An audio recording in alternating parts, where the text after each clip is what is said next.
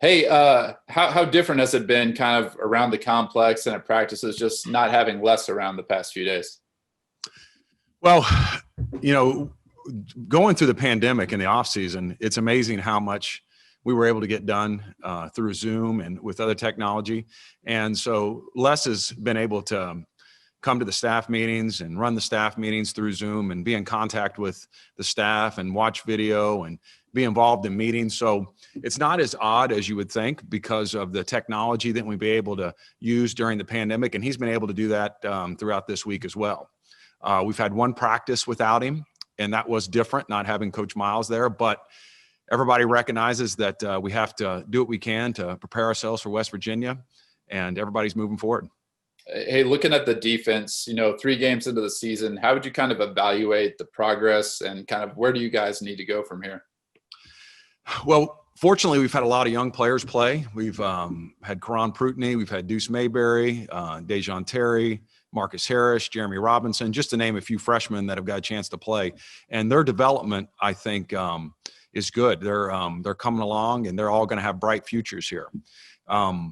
We were able to keep our first 2 opponents to low yardage, and then unfortunately against Oklahoma State, we weren't able to do that.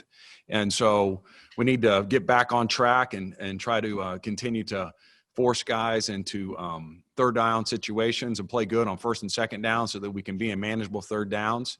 And that's the plan this week. Yeah, this is more of a question of procedure than anything else, but if Coach Miles weren't able to make the trip to West Virginia, who is he designated as kind of that main guy to stand in his place? He hasn't. He's planning on being there on Saturday, and so we're just preparing like he's going to be. Do you have an idea of who it would be, though, if there were a future scenario where he weren't able to make it to a game? I do not. That's up to Coach Miles. Hey, DJ, you mentioned the young guys, obviously thrown right in there right away and playing a lot. How do you kind of walk that line with them of keeping their confidence up when the results aren't maybe as good as they want or you want? Fortunately for us, our players have stayed positive and have come to practice every day with the right mentality, and they're bought into what we're doing. And they're taking the approach that, hey, any mistake that I make, I'm not going to make again. And they have a lot of confidence, and I'm very excited to watch them play this week because I think that any mistake that they made last week, they learned from. Hey, what are the most important things that Les Miles brings to the room on a game day? And just basically being on the sideline, what are the most important things that he brings to the table for you guys? Coach Miles has tremendous poise. Coach Miles has never rattled. And so having Coach Miles with us has his experience and his wisdom and his poise. And I think the players see that and the coaches see that, and we feed off on that week to week. What can you tell us about Nick Channel? So Nick Channel didn't know he was starting until 5 minutes before the game. And with that said, he played 92 snaps, one of the most highest snaps I've ever had a player play in my 20-year coaching career. And in those 92 snaps for a walk-on freshman, I thought he did an excellent job. Nick Channel played hard. Nick Channel gave us everything he had. And that's an example of a Jayhawk that's given us everything he's got for the team. What would you tell us about his personality? What's he like off the field? Very serious. Nick Channel is studying to be a doctor, so he's a pre-med major, and he's very cerebral. But with that, when he steps onto the field, he's pretty physical too. He's one of our more physical players. He picks the scheme up fast, and when he gets there, he'll hit you.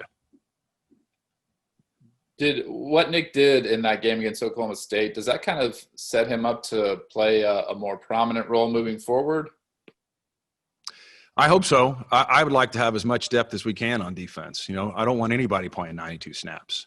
I'd like to be able to rotate more guys in there and be able to keep guys fresh and keep guys playing at their highest level. DJ, you guys got some young linebackers that you brought in, Barry Hill, Person, Brown. Just can you talk about what their development looked like early on? All those guys have great talent, and all those guys intelligence and great character, which is the foundation that Coach Miles is building for the future. All our young players have bright futures here, and it's because of those characteristics, and those three fit that mold. Those guys have a skill set that's going to help them be successful, and week to week we're preparing them as if they're going to play, and if we need them, we're going to call on them. Hey, could you give us a little bit of an update on Drew Prox? What was that kind of the reason that Nick got the surprise start, was that you were hoping Drew could play and then he wasn't able to? Unfortunately, I can't comment with today's era on health of our student athletes, but Nick's number was called, and Nick responded, and we're very pleased about that. Is Drew back practicing now? Drew is back practicing, and we're planning on playing him on Saturday. I know it's only been a few games, but I guess what have you seen from Corian Harris since his return from suspension? Corian has great skills. Corian can cover. Corian is a good tackler. Corian missed so many days, and we're working as hard and as fast as we can to catch him up and to get him ready to play. And I hope to see him on the field more often. Every day is a growing process for him, and he's had the right attitude and the right approach, and I look forward to him playing in the future. How have you seen the players kind of react to Les's diagnosis and COVID? Well, Coach Miles is so popular amongst the players. He's truly a player's coach. So it has kind of motivated them to make sure that while he's away, that they stay the course and that they continue to work and prepare for West Virginia. I think Thursday we had an excellent practice, and I'm not so sure some of that wasn't motivated by Coach Miles not being there. And I think we'll continue to have that type of approach this week, and our guys will be ready to play on Saturday against West Virginia. Anything else for Coach Eliot?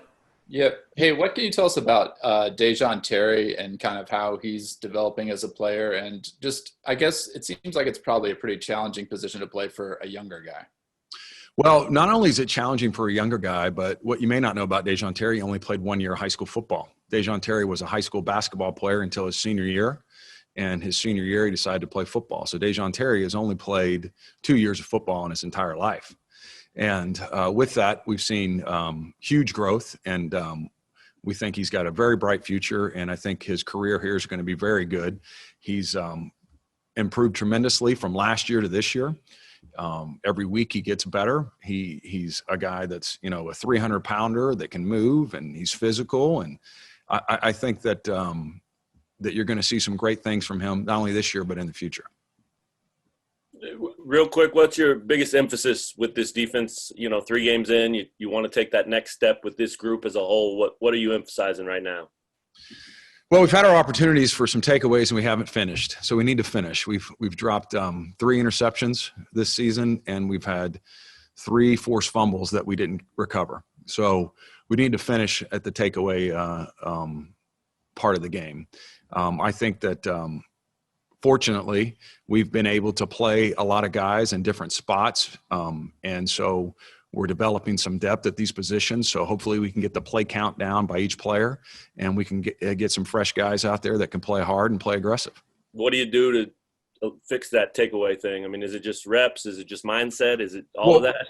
Well, we've been emphasizing – we had 13 dropped interceptions last year. I think if they would have kept stat on that, we would have led the country in dropped interceptions, and that's unfortunate. So throughout training camp and throughout this fall practice, we do ball drills with our defensive backs and our linebackers on a daily basis. One thing that we've done to try to help improve it is instead of having the coaches throw the balls, we've transitioned to the jugs. Maybe as coaches, we're not as good as quarterbacks as we think we are, but we've transitioned those defensive backs and the linebackers into catching the balls off the jugs.